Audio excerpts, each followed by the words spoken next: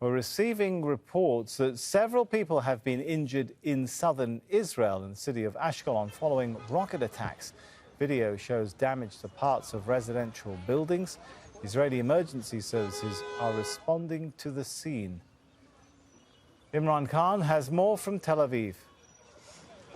Just after 3 p.m. local time, loud sirens were heard where I am in central Tel Aviv. I counted at least 8 explosions. Local media are saying that 10 explosions in total took place in the south and east of central Tel Aviv. Then there was a message from the Israelis via a loudspeaker telling people to remain in their shelter.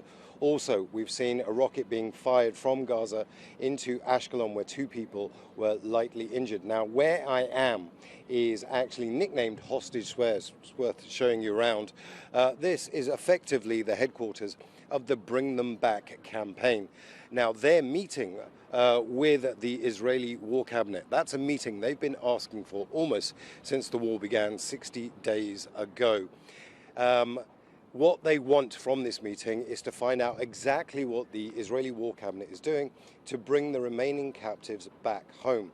However, the slogan of this campaign is not bring them back, but bring them back now. They want this to be done as quickly as possible.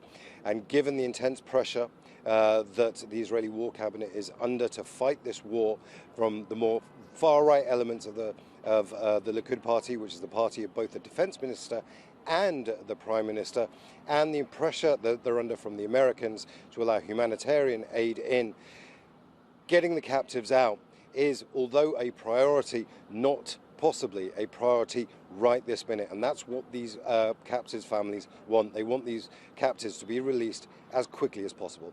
Imran Khan, Al Jazeera, Tel Aviv. All right, now Mairav Zonszein is a senior Israeli analyst at the International Crisis Group, joins us now live from Tel Aviv. Good to have you with us. So first of all, let me start with a line that's just been dropping about the Israeli government saying to families of the captives that they are unlikely to be able to release all of the captives. How are families receiving this, or likely to receive this kind of statement? Well, I think the families of the hostages that are still there are absolutely up in arms about what seems like a decision by the Israeli government when the truce fell apart to go into Gaza and continue its operation with full force and intensity without providing any information on how or when it will get back these hostages. And as the families have said, the hostages are the priority because they are the ones whose lives are at stake, whereas the operation is something that can happen after they are securely brought back home. So I think that there is extreme pressure and extreme anger amongst the families of the hostages and the Israeli public at large, that the government doesn't really seem to be providing a clear plan, not only on how to bring home the hostages, but on how to secure a victory. What we're seeing, I mean, the people who do see the images from Gaza are seeing death and destruction, and we're not really seeing so much of the achievement of the military objective to bring down Hamas. So I think Israelis are very upset and very confused. How does the resumption of Israeli strikes, how does it impact Netanyahu's position? Well, Netanyahu's position right now seems quite secure. He has the full backing of the U.S. to continue with this war. He has a far-right government that some of them have been calling for reoccupying Gaza, for settling Gaza. Now, Israel claims that that's not its objective, but despite the fact that most of the Israeli public is not happy with Netanyahu and doesn't trust him even before October 7th, there doesn't seem to be any kind of way to get him out of office. And so for now, he's in office and people are still in trauma and in shock, and we're at war. And so the situation is that the longer that this operation continues, it seems like he'll be able to continue to remain in his seat. At the same time, if Israel isn't able to provide achievements in this operation, I think Israelis will lose more and more of their patience. And there's also hundreds of thousands of reservists who are, currently in the army. They're in the north, they're in the south. The economy is being hurt. So there is even an internal time limit, I think, to this, and there are more and more calls for Netanyahu to step down. This is something that was going on a lot all of this last year.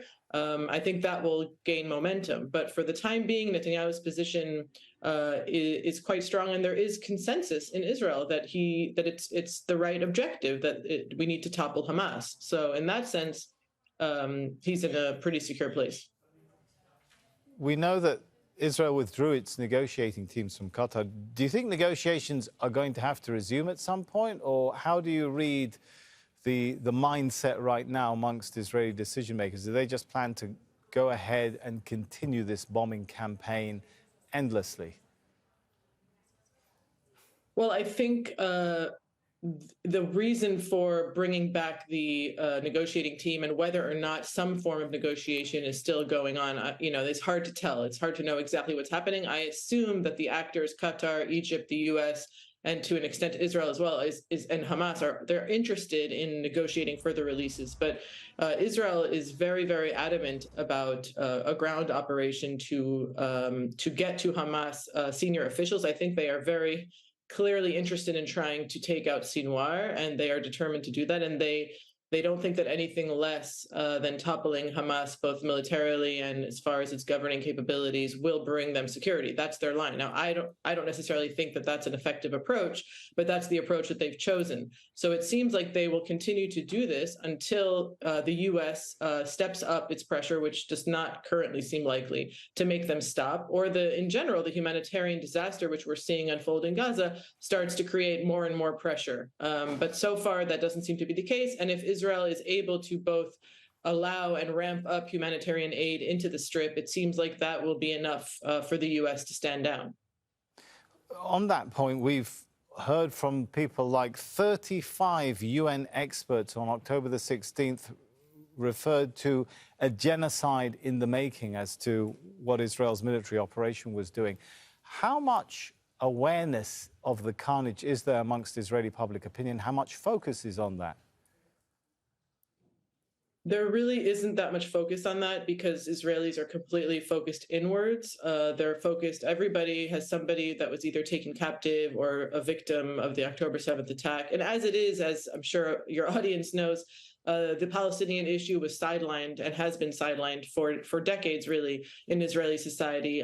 Israel has not had to pay a price for its policies of occupation and segregation, and what some human rights organizations, of course, call apartheid. So these are not the issues that consume Israelis. But of course, the October 7th attack changed that. So now Israelis are forced to deal with the Palestinian issue on some level, but they're not dealing with it by seeing images of what's happening in Gaza. That's not what's happening in Israeli mainstream media. What we're seeing is just that Hamas is a terrorist organization, that it's evil, and that it needs to be wiped out. That's what Israelis understand, and they are legitimately, their security was shattered. The government itself failed to secure and protect Israelis on October 7th. So Israelis are really just focused inward, but I think what they're going to have to understand at some point is that it's not just about trying to to incapacitate Hamas. It's also about changing an Israeli government and making it so that Israel and its leadership can actually provide stability and security, something that we still don't see after 60 days in Gaza.